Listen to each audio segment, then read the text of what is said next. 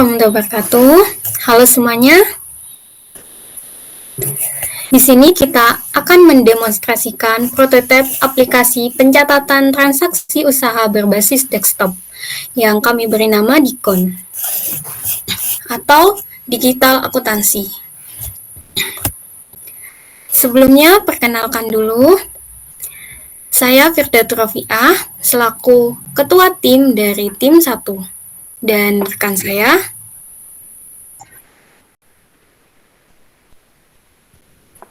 Dan perkenalkan, nama saya Ahmad Zainal Abidin, saya anggota dari tim 1.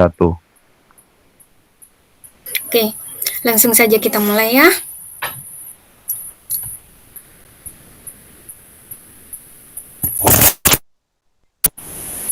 Di sini kita tepatnya pada hari Jumat, tepatnya tanggal 10 Februari 2023, kita mewawancarai seorang klien yang bernama Bapak Solihin. Nah, Bapak Solihin ini memiliki perusahaan yang bernama CV Global Teknik yang beralamat di Jalan Cimandiri 5, FG nomor 20, Geraha Asri Jatiraja, Cikarang Timur, Bekasi. Perusahaan ini bergerak di bidang fabrikasi besi dan supplier. Nah, dalam menjalankan usahanya, Bapak Solihin memiliki beberapa masalah. Yang pertama, penginputan data transaksi dilakukan secara manual menggunakan Excel. Tentunya hal ini membutuhkan waktu yang cukup lama, terutama saat menghitung total pemasukan dan pengeluaran. Maka, risiko salah dalam penghitungan total pemasukan dan pengeluaran bisa saja terjadi. Bayangkan ya, jika kita memiliki banyak data, terus kita mau hitung gitu, itu kan pasti lama banget, bisa juga jadi salah. Maka dari itu, kita memberikan solusi kepada Bapak Solihin. Di sini kita membuatkan sebuah aplikasi, di mana aplikasi tersebut bisa membantu Bapak Solihin dalam melakukan pencatatan transaksi. Ini adalah Dikon. Dikon adalah sebuah aplikasi berbasis desktop yang dirancang sebagai solusi untuk memenuhi kebutuhan usaha dari Bapak Solihin, terutamanya dalam proses pencatatan transaksi pengeluaran dan pemasukan, sehingga bisa memudahkan pengguna dalam proses akuntansi dan meminimalisir segala kesalahan pada salah penghitungan pendapatan dan pengeluaran. Nah, ini adalah alur sistem dari Dikon sendiri. Ini adalah flowchart-nya. Di sini itu ada pengguna. Pengguna ini bisa masuk ke halaman login. Dari login itu, maka akan diproses. Di sini datanya akan diperiksa, apakah benar atau salah. Jika salah, akan kembali ke login. Jika benar, akan diteruskan kepada sistem aplikasi Dikon atau di halaman dashboard. Di halaman dashboard itu ada pengeluaran, pemesanan, dan info pengguna. Nah, di sini untuk data pengeluaran itu bisa ditambahkan data atau dicetak. Di data pemesanan juga bisa ditambahkan data atau dicetak. Nah, di dalam info pengguna sendiri ini hanya bisa menambahkan data. Setelah itu, setelah semuanya selesai, bisa melakukan logout, yang artinya selesai. Lalu ini adalah bentuk bagan alir dari DFD yang menunjukkan admin bisa melakukan apa. Di sini admin bisa melakukan penginputan data pengeluaran, penginputan data pemesanan, penginputan info pengguna. Lalu, di sistem aplikasi pencatatan transaksi usahanya akan memberikan tanda transaksi kepada admin. Setelah itu, di sistem akan menghasilkan laporan data transaksi yang bisa diberikan kepada owner. Selanjutnya, ada Object Oriented Analysis dan Design. Di Object Oriented Analysis dan Design ada 4. Yang pertama, Use Diagram, Class Diagram, Activity Diagram, dan Sequence Diagram. Nah, Keempat ini akan dijelaskan oleh teman saya. Silakan. Baik, di sini saya akan menjelaskan sedikit tentang use case diagram dan kelas diagram. Yang pertama adalah use case diagram. Use case diagram adalah suatu bentuk alur yang dimana itu untuk menjelaskan antara pengguna atau user kepada sistem dengan sistem. Nah, jadi kurang lebih tampilan use case diagram di proyek aplikasi kita kali ini adalah kurang lebih seperti ini, yang dimana aktor itu adalah user atau perwakilan dari pengguna. Itu memiliki hubungan di aplikasinya. Jadi hubungannya itu awalnya dia harus login dulu, yang dimana garis bawah itu. Nah, setelah itu di bawahnya itu ada garis yang bertuliskan include, yang berarti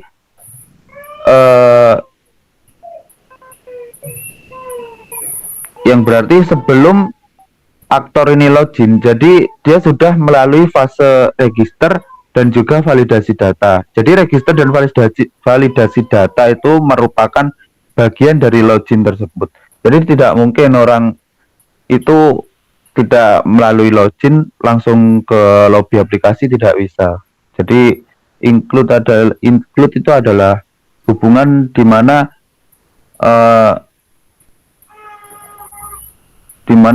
kedua tabel bawahnya itu adalah merupakan alur dari login tersebut. Nah, jika seorang aktor atau user sudah melalui login, dia akan masuk ke dalam lobby aplikasi, yang dimana itu disuguhkan tiga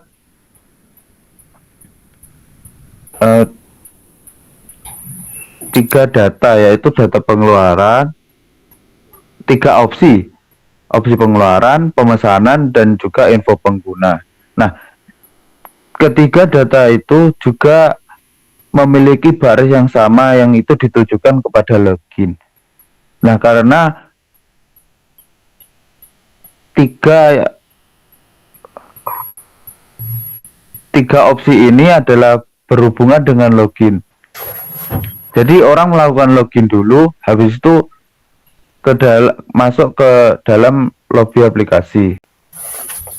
Setelah itu di opsi pengeluaran, jika kita pencet, maka itu akan memunculkan data dari pengeluaran tersebut. Dan di bawahnya data pemesanan itu juga sama, jika kita pencet maka akan memunculkan hasil dari data pemesanan kita. Yang bawahnya info pengguna, jika kita pencet itu akan memunculkan biodata atau data diri kita atau data pengguna. Yang selanjutnya yaitu adalah kelas diagram. Nah, kelas diagram ini fungsinya hampir sama seperti use case yang barusan. Cuma bedanya ini menerangkan hubungan antara aplikasi tersebut. Jadi kan ini ada 4 kotak. Nah, satu kotak ini dibagi menjadi 3 bagian. Yang pertama yang ada tulisan user atau title-nya itu disebut komponen atas. Nah, komponen atas ini berisikan nama kelas atau judul. Yang kedua adalah komponen tengah. Komponen tengah ini adalah atribut dari kelas tersebut. Jadi ini menjelaskan kelas tersebut dengan menyebutkan tipe data dari setiap kata tersebut. Nah, yang ketiga ini yang bawahnya, komponen bawah, itu bertujuan adalah fungsi dari sistem atau sistem aplikasi tersebut. Nah, ini kan username-nya tipe datanya char dan passwordnya itu varchar. Maka fungsinya itu adalah untuk login dan logout. Nah, habis itu di tabel bawahnya itu ada tabel pengeluaran, yang dimana yang tabel tengah ada tanggal yang berupa tipe data, habis itu item itu varchar, harga desimal, jumlah desimal. Nah, kegunaannya yang atau di komponen bawahnya itu insert data atau eh, menambahkan data, habis itu diupdate, itu bisa mengubah data, habis itu pilih data atau memilih data yang akan dicetak seperti yang dijelaskan oleh teman saya sebelumnya. Nah, yang tabel bawahnya itu tabel pemesanan hampir sama, ya kurang lebih seperti yang saya sebutkan tadi. Yang bawahnya itu adalah info pengguna, tabel info pengguna, yang dimana dia itu menampilkan biodata dari user. Ya, kegunaannya juga hampir sama, yang sama seperti di atasnya. Insert data itu penambahan data, habis itu update itu untuk mengubah data, habis itu pilih data itu untuk memilih atribut dari info pengguna tersebut. Untuk selanjutnya bisa dijelaskan oleh teman saya.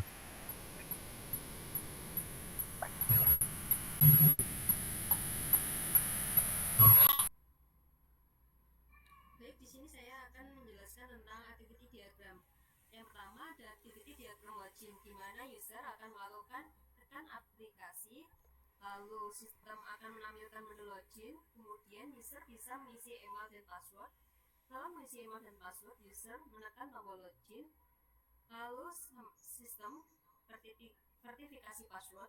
Ada dua kemungkinan, jika valid akan menampilkan menu utama, dan jika invalid akan menampilkan pesan kesalahan dan kembali ke menu login. Selanjutnya, activity diagram pengeluaran. User bisa melakukan memilih menu pengeluaran, kemudian sistem menampilkan tampilan menu pengeluaran, kemudian user bisa menekan menu tambah data, kemudian sistem menampilkan tampilan menu tambah data, kemudian user bisa mengisi form tambah data pengeluaran, kemudian menekan tombol simpan, dan kemudian sistem bisa menampilkan data setelah pembaruan. Kemudian user bisa menekan menu cetak, dan sistem bisa menampilkan laporan cetak. Untuk activity diagram pemesanan hampir sama seperti activity diagram pengeluaran. Nah, selanjutnya activity diagram info pengguna, di mana user bisa memilih menu info pengguna, kemudian sistem bisa menampilkan tampilan info pengguna. Selain itu, user dapat menekan menu edit. Kemudian, setelah diedit, user dapat menekan menu simpan. Lalu, sistem menampilkan data setelah pembaruan dan menampilkan tampilan info pengguna. Selanjutnya, saya akan menjelaskan tentang sequence diagram. Di sini ada empat rangka, yaitu admin bisa melakukan akses halaman, kemudian admin bisa menginput email dan password, kemudian admin bisa menekan tombol login. Selanjutnya akan ada kirim data dan validasi data login. Ada dua kemungkinan hasil, jika valid akan menampilkan menu utama, dan jika invalid akan menampilkan pesan kesalahan, kemudian kembali ke halaman login. Dan selanjutnya sequence diagram pengeluaran. Admin mengisi data pengeluaran. Data pengeluaran disimpan, kemudian data berhasil diisi, kemudian terdapat pesan data pengeluaran tersimpan. Admin juga dapat mengedit data pengeluaran, kemudian edit data pengeluaran, kemudian data pengeluaran teredit, data pengeluaran berhasil diedit, lalu ada pesan data pengeluaran berhasil diedit. Untuk selanjutnya, sequence diagram pemesanan hampir sama seperti sequence diagram pengeluaran. Selanjutnya, sequencer diagram info pengguna.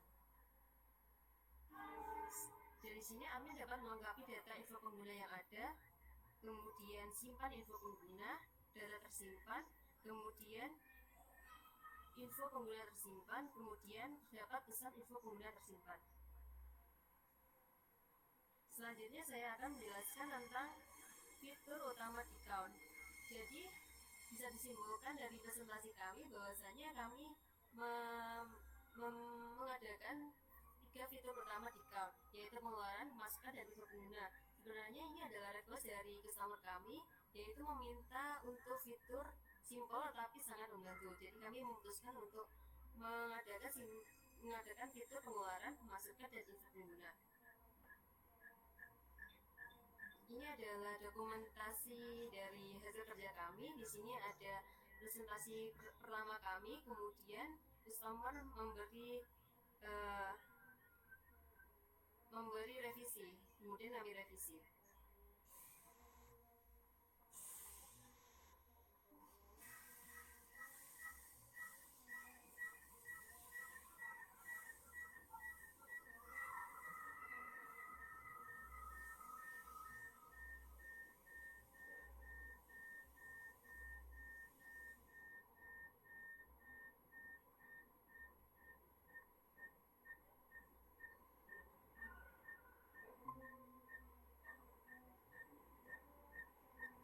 Di sini saya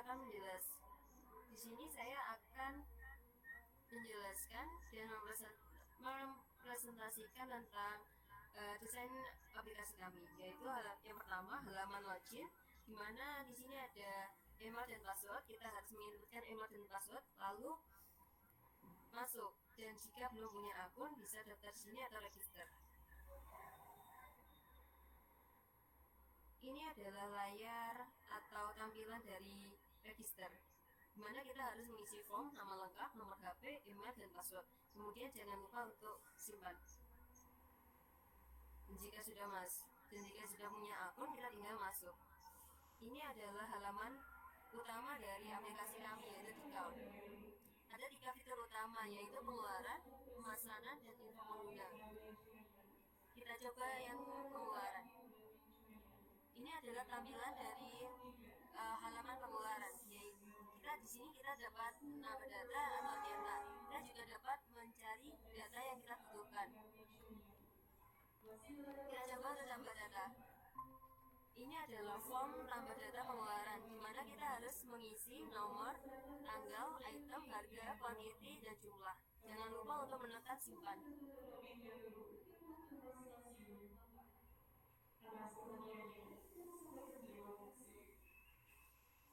Selanjutnya ini adalah halaman pemesanan. Halaman pemesanan hampir sama seperti halaman pengeluaran, di mana kita bisa menambah data atau cetak. Kita juga dapat mencari data yang kita perlukan. Kita coba untuk tambah data. Di sini ada form tambah data pemesanan yang harus kita isi, yaitu nomor, tanggal, jobs, customer, dan total customer. Jangan lupa untuk menekan tombol simpan. Ini adalah contoh halaman customer.